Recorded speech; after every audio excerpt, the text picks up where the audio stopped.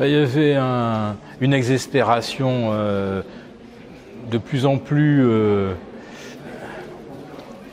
irrépressible, on va dire, entre la réduction des APL, la hausse de la CSG, la hausse des taxes sur le gaz, phénoménal, les autoroutes, tout augmente, mais bien sûr ce ne sont pas des impôts, mais ça participe au montant des prélèvements qui ne cessent de s'accroître, alors qu'on nous avait promis qu'il y aurait une remise à plat du fonctionnement de l'État, qu'on ferait des économies et que de ce fait, on allait pouvoir enfin adopter une neutralité fiscale qui est en grande partie ce qui agace les citoyens, mais aussi ce qui fait fuir les entreprises. Parce que lorsque la fiscalité change tout le temps, on ne peut plus faire de prévisions sur le court, le moyen, le long terme.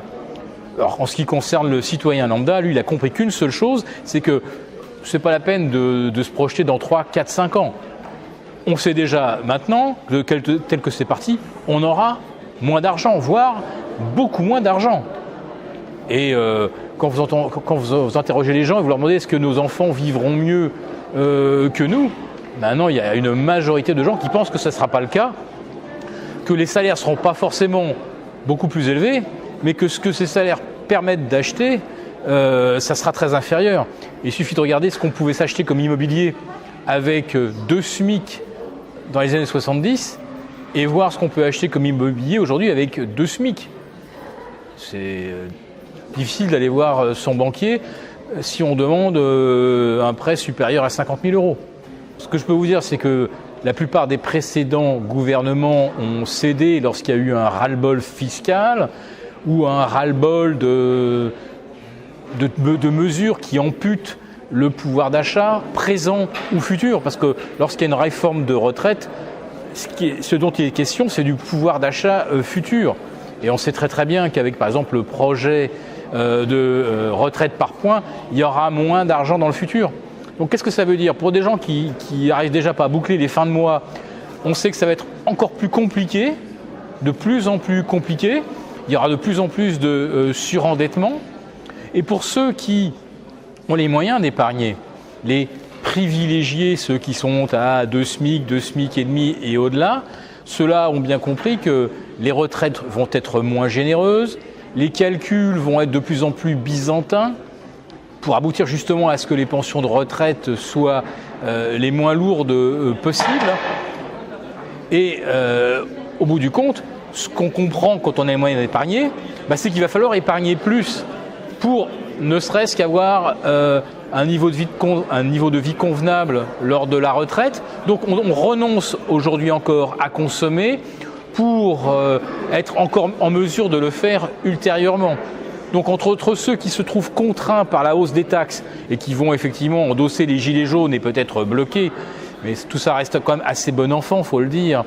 Et puis ceux qui comprennent bien aussi que leur retraite, ça sera entre une misère ou quelque chose de beaucoup moins bien, on renonce aussi à consommer. Il y a ceux qui renoncent parce qu'ils ne peuvent pas et ceux qui renoncent par choix. Mais on n'est que dans le renoncement en permanence. Et quand est-ce que l'État, lui, renonce à son train de vie on apprend encore qu'un tel ministre se déplaçait en Falcon, que les ministres se déplacent en hélicoptère, qu'on les réceptionne avec convoi, avec motard, etc. Mais tout ça, comme dirait l'autre, ça coûte un pognon de dingue.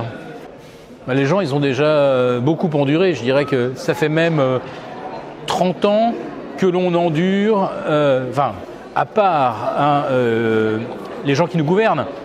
Mais pour les autres, je ne vois pas ce qu'il y a eu de mieux, de plus favorable dans toutes les mesures qui ont été prises. Et depuis l'an 2000, l'Europe, la Constitution que nous avons refusée et qu'on nous a recollée par derrière via Lisbonne, toutes les mesures qu'impose l'Europe, ce n'est pas des mesures qui accroissent notre bien-être matériel, nos droits à quelque chose, ce n'est que amputation sur amputation. Mais c'est un peu comme la grenouille dans la casserole.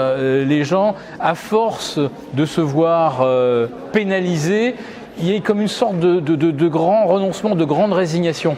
Par contre, là où je pense qu'il y a un risque d'explosion, et c'est Gérard Collomb qui nous a alerté, en tout cas il a été le premier politique de haut rang à dire que les choses étaient dans une situation terrible, c'est qu'effectivement les banlieues peuvent exploser. C'est une véritable poudrière.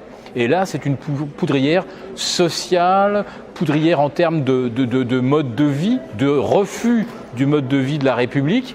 Et jusqu'à quand, effectivement, l'État va-t-il le tolérer ? En fait, il le tolère, lui, depuis très très longtemps, et les citoyens, eux, n'en peuvent plus.